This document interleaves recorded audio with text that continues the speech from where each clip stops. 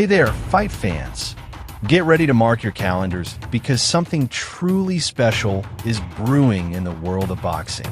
On September 14th, the boxing universe will turn its eyes to Nagoya, Japan, where an electrifying showdown promises to deliver fireworks.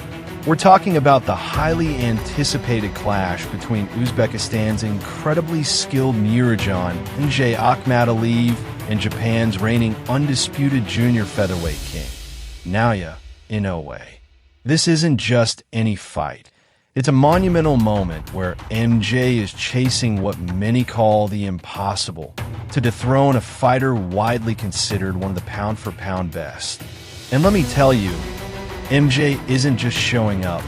He's bringing a single-minded focus, a wealth of experience, and a quiet confidence that could just shock the world.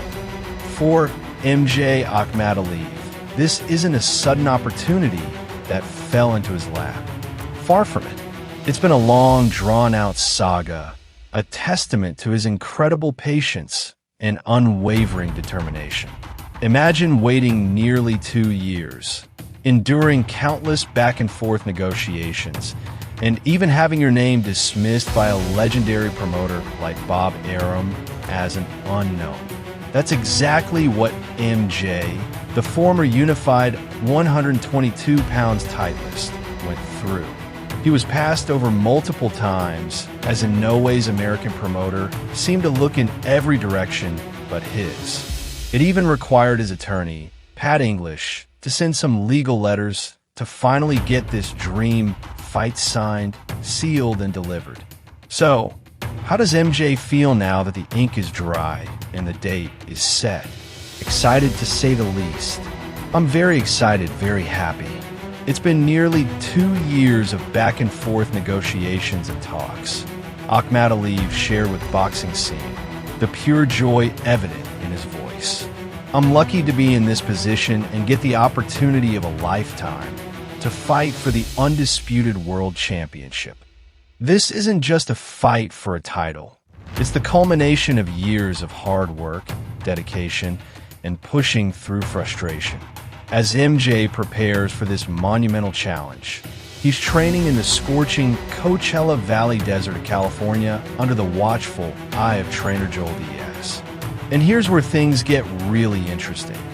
One of his training partners at Diaz's Inoue gym is Ramon Cardenas, a fighter who recently faced Inoue himself on May 4th. Cardenas even scored a stunning second-round knockdown before succumbing to an 8th-round TKO. Talk about having an inside scoop. MJ sees this as a definite advantage, but in his own practical, grounded way. For Diaz and the cornermen to have just faced Inoue, it is important. It's always good to know who we're dealing with, MJ explained. He wisely pointed out that watching a fight on TV is vastly different from experiencing it ringside. So that's good experience for my corner to have seen things about what he does well, where he's vulnerable. But don't think for a second this means MJ is going to suddenly change his whole style. He emphasized, to me, I'm still going to be myself. I've been with them before my pro debut, so they know what I'm capable of. Now they know what he's capable of. It gives them a little bit of an advantage in making adjustments suited for me as I concentrate and work on my craft. It's about fine-tuning, not reinventing. A smart approach for any elite athlete. Now, you might be thinking about some of Inoue's recent tussles. Remember when Mexico's Luis Neri dropped Inoue in the first round before getting stopped in the 6th? Or Cardenas's own stunning knockdown? Some might see these moments as signs of vulnerability, perhaps even a decline for the monster. But MJ Akhmadaliev, with his deep understanding of the sweet science, sees things differently. He's not one to jump to conclusions, and his perspective is refreshingly professional. I'm a professional boxer who's been in the ring all my life. I know that one fight does not define you. It doesn't change the trajectory of your career. It's boxing. Sometimes you look great, sometimes not. Sometimes you're sick dealing with injuries. People don't know what's going on before you get in the ring, MJ thoughtfully stated. He's absolutely right. We often forget the unseen battles and challenges fighters face. He understands that consistent perfection is a rare feat in this demanding sport. It takes being very lucky to be at your best every single time. It takes discipline, professionalism. Some people don't like leaving home. With Inoue, he always performs amazing in Japan, so we expect the best in no way possible. And here's the kicker, showing his profound respect for the sport and his opponent. The greatest in this sport fall and get back up, and that's what makes them the greatest. Everyone can get hurt from one punch. His resume is greatness. Those knockdowns don't take anything away from him. We're all humans. We can all win, can all lose, can all get hurt. This is boxing. It's why people watch it, especially in a fight like this when everyone knows my skills and knows I can punch. That's what makes this fight entertaining. I'm getting ready for the best in no way possible, and I'm going to try and bring the best MJ possible. How's that for a respectful, yet confident approach? This man knows his stuff and isn't underestimating the challenge one bit. Getting ready for the best in no way often means doing it on the road, and that's something MJ embraces wholeheartedly. He's a true road warrior. As a 2016 Olympic bronze medalist, he estimates that a staggering 200 of his 300-plus amateur bouts took place in at least 30 countries outside of his native Uzbekistan. His professional career has followed a similar path, dotted with ventures into what he playfully calls the enemy's territory. If you look at my professional career, I've only fought at home once, he casually mentioned. I've gone to Mexico, New York, Puerto Rico, China, faced many American fighters in America. It's nothing to me to go on the road. That's what great fighters do. You have to go to the champion's house and take it away from him. This isn't just a physical journey for MJ. It's a mental one, a testament to his grit and adaptability. At his training sanctuary in Indio, MJ is surrounded by a fantastic support system, a close-knit community of Eastern European fighters who, like him, have made sacrifices to train with Joel Diaz. He shares the gym with incredible talents, such as recent junior middleweight title holder Israel Madrimov and WBA top-ranked super middleweight contender Bektamir Melikhaziv. Unified light heavyweight champion Dmitry Bivol, also managed by Vadim Kornilov, MJ's manager, is another confidant and friend. This isn't just a training camp, it's a brotherhood. All of the support I've received from the guys has been there forever, MJ said, clearly appreciative. It's permanent, not just because I'm fighting Inoue in September.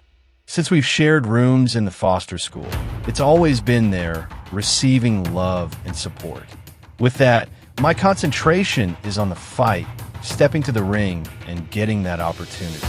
This kind of solid, unwavering backing allows him to stay laser-focused on the task at hand. Now, let's talk about the monster in the room, Naoya, Inoue's widely recognized nickname. Bob Arum recently acknowledged MJ's talent, saying, "He's a good fighter, but he's no monster." Inoue's nickname is, of course, well-earned, reflecting his relentless pursuit of stoppages and his impressive ferocity. But MJ has a charmingly humble yet confident response to this comparison. I'm very thankful to one of the greatest to ever do it in Bob Arum. For him to know who I am is already a big accomplishment, because last time you asked him about me, he said he didn't know who I was. MJ playfully remarked, a hint of satisfaction in his voice. Then he got serious about the monster label. As far as monsters, there are no monsters in boxing. I would never call myself one. I don't think Inoue is a monster. We're all humans, all athletes here to perform. Nicknames are cool. I think MJ is a cooler nickname than Monster, and the ring will show who's MJ, who's Monster, who's the winner, and who has Uzbek power. The ring never lies. He'll tell you what's going on. What a fantastic, grounded perspective. It's not about hype or intimidating labels. It's about what happens when the bell rings. And that brings us to the final, fascinating aspect of MJ's mindset. While he is entirely locked in on September 14th, it seems Naoya, Inoue, and his promoters are already eyeing post-victory dates. Mexico's Alan David Picasso and Saudi Arabia later this year. Japan's unified bantamweight champion Junto Nakatani in 2026, and even future showdowns against Cardenas and unified junior bantamweight champion Jesse Bam Rodriguez. You might think this would bother MJ, perhaps even fuel him with resentment. Nope, that doesn't bother me at all. It's business. They have their plans. It made sense for them to make their plan, but we've seen what can happen when the plans don't play out. MJ calmly stated, a subtle warning in his tone. My plan is to beat Inoue. They may be thinking about beating others, Picasso and those guys. We'll see what God's plan is on the night of September 14th. That's when we'll talk. So there you have it, folks.